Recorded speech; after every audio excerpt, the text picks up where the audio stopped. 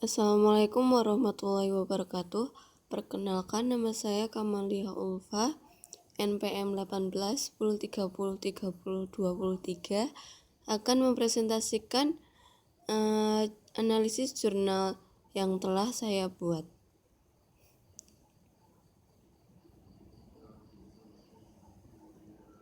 Untuk jurnal yang pertama berjudul Effect of Games on Student Emotion of Learning Science and Achievement in Chemistry, yang artinya pengaruh permainan terhadap emosi siswa dalam belajar sains dan prestasi dalam kimia.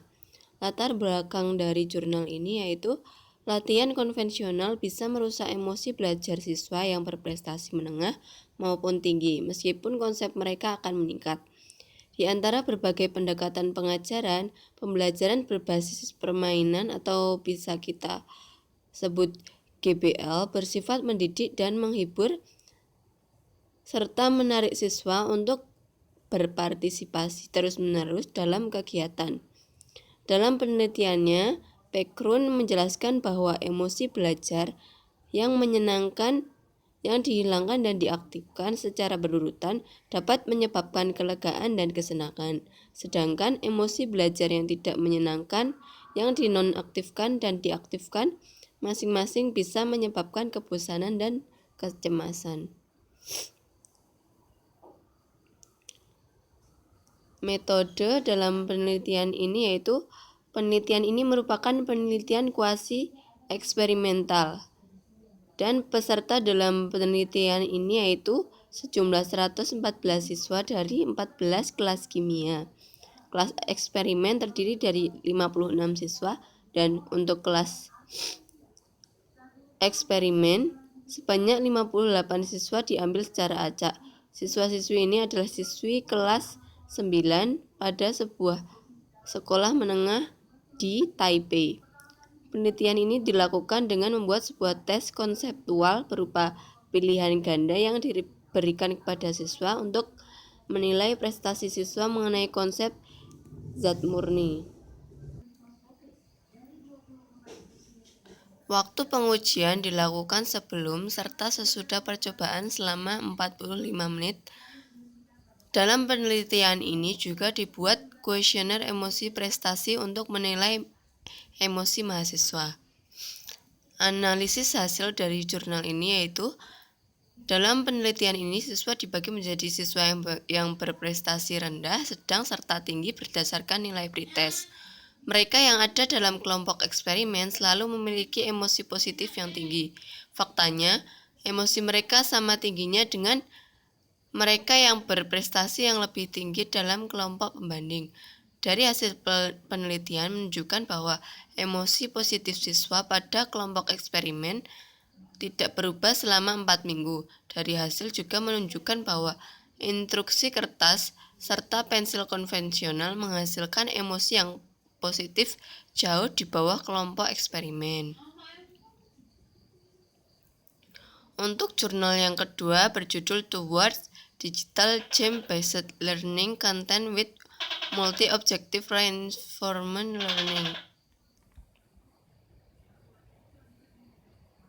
yang artinya menuju konten pembelajaran berbasis game digital dengan pembelajaran penguatan multitujuan. Latar belakang dari penelitian ini yaitu pengalaman belajar berbasis permainan bisa membentuk kegiatan belajar yang imersif, efektif, serta menarik. Ketertarikan pada pendekatan pertumbuhan pembelajaran berbasis data yang mempersonalisasi pengalaman belajar secara otomatis telah berkembang selama beberapa tahun terakhir melalui kiat umpan balik serta skenario masalah. Pencipta pembelajaran dirancang dalam lingkungan pembelajaran berbasis permainan untuk memodifikasi kegiatan simulasi untuk memenuhi tujuan yang berbeda seperti pembelajaran yang lebih baik. Metode dari penelitian ini yaitu menggunakan metode penelitian melalui literatur review. Hasil dari penelitian ini yaitu pembelajaran penguatan serta permainan memiliki tradisi panjang yang saling menguntungkan. Di satu sisi, game kaya dan sulit untuk mengevaluasi algoritma untuk pembelajaran yang lebih baik. pemain mesin terkuat menggunakan persiapan penguatan di banyak pertandingan di sisi lain. Jurnal ketiga berjudul Towards the Successful Game-Based Learning, Detection and Feedback to Misconception is the Key, yang artinya menuju pembelajaran berbasis permainan yang sukses. Deteksi dan umpan balik terhadap kesalahpahaman adalah kuncinya. Latar belakang dari penelitian ini yaitu dalam beberapa tahun terakhir, model pembelajaran berbasis permainan digital dengan strategi pengajaran yang sesuai telah terbukti memberikan manfaat pendidikan yang besar. Two-tier testing adalah alat diagnostik yang efektif dan dapat digunakan untuk mendiagnosis miskonsepsi siswa.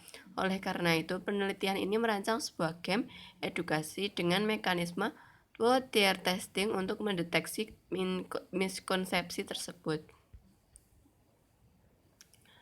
Untuk mengetahui pengaruh metode pembelajaran yang digunakan, peneliti menggunakan eksperimen mengajar dengan siswa kelas 5 sekolah dasar.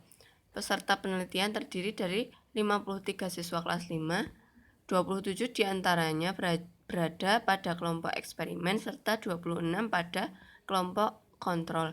Alat ukur penelitian ini meliputi tes prestasi belajar konsep faktor serta kelipatan dan angket kecemasan matematis.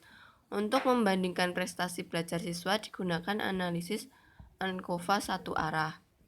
Hasil dari penelitian ini yaitu menunjukkan bahwa pembelajaran berbasis permainan digital dengan two-tier testing dan pembelajaran berbasis permainan digital secara umum tidak memberikan pengaruh yang signifikan terhadap pembelajaran. Namun, siswa yang bersedia meluangkan waktu membaca umpan balik untuk miskonsepsi cenderung mencapai efektivitas belajar yang lebih baik. Selain itu, menggabungkan pengujian dua tingkat ke dalam permainan digital dapat secara efektif mengurangi kecemasan matematika dan membantu belajar dengan baik. Sekian presentasi dari saya. Apabila terdapat kesalahan, saya mohon maaf. Wassalamualaikum warahmatullahi wabarakatuh.